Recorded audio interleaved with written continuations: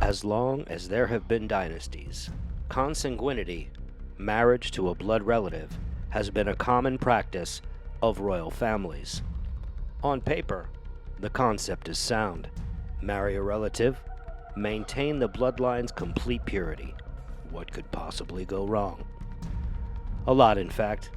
Inbreeding causes diseases and abnormalities, some of which are so terrible as to bring entire dynasties to their knees. In fact, some historians have even asserted that one of the main causes of World War I was inbreeding of European royals. The Habsburgs were one of Europe's most influential dynasties for hundreds of years. Beginning in the 13th century, the family controlled Spain, Austria, and the Roman Empire until the early 1900s. The final French monarch, Marie Antoinette, was a member of the Habsburg family. There was rampant inbreeding in the royal line, and it's possible that this is what ultimately caused the dynasty to collapse. The family was particularly well known for the Habsburg jaw. Charles II, the final monarch of Spain, could hardly speak or eat because of his excessively enlarged jawline. He was unable to walk until the age of 8. He passed away in 1700 at the age of 39 without having produced an heir, essentially bringing an end to the Habsburg control. Joanna of Castile, Catherine of Aragon's elder sister, reigned before Charles II. She came from the Trastamara family, which had a long history of cousin marriages. Second cousins to her parents, King Ferdinand and Queen Isabella. And because she had married into the Habsburg dynasty, Joanna created conditions for her descendants to face similar difficulties. She married the son of the Roman emperor in an arranged union when she was 16 years old. Philip the Handsome was indeed a notorious philanderer and an inbred himself, but Joanna was head over heels in love with him.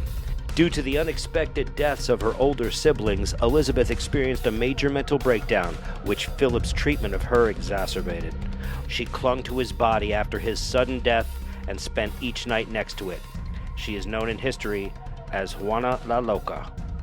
Maria I of Portugal was born into a long tradition of inbreeding and was referred to as both Maria the Pious and Maria the Mad. She later wed her uncle Dom Pedro, and Prince João, their son, was also her cousin. Her howling, shrieking, and violent temper were well known around the estate. The Queen was given the care of Dr. Francis Willis, who was also attending to England's mad monarch, George III. He declared her insane and subjected her to painful therapies like freezing baths and blistering. Eventually, the Queen was unable to perform her regal duties and had to be replaced by a regent. In 1799, Prince João was viewed as unfit for the position of regent because he shared the genetic issues brought on by inbreeding. The royal family fled to Brazil after France invaded Portugal, where the Queen passed away in 1816. The House of Hanover, known for its inbreeding and subsequent genetic defects, produced Queen Victoria as its final ruler.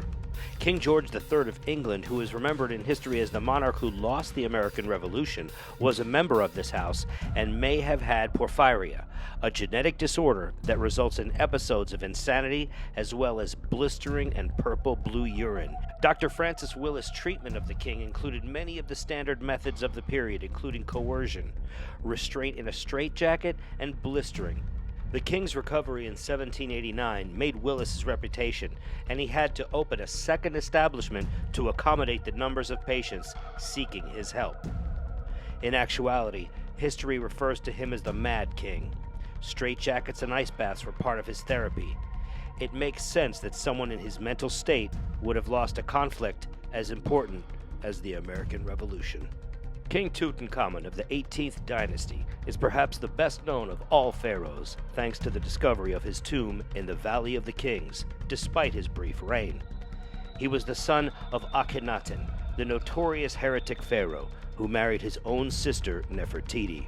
As a result, Tutankhamun is believed to have been born with a number of deformities, including an elongated skull, a cleft palate, and a clubbed foot. He presumably had to use a cane to walk rather than a chariot to travel down Egyptian roadways. There are several theories about the cause of death of the young monarch. One theory holds that he was assassinated, which developed in the 1960s after a loose piece of bone was found in his skull. Another widely accepted theory is that a leg fracture suggests an accident.